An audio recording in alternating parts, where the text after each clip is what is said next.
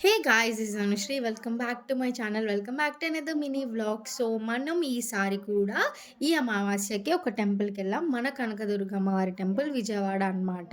ఇన్నిసార్లు మెట్ల పూజ చేసినా నేను ఈసారి తెలుసుకున్న ఒక కొత్త టిప్ ఏంటంటే, మార్నింగ్ టైం కాకుండా ఈవినింగ్ టైం చేయడం అనేది ఒక బెస్ట్ థింగ్.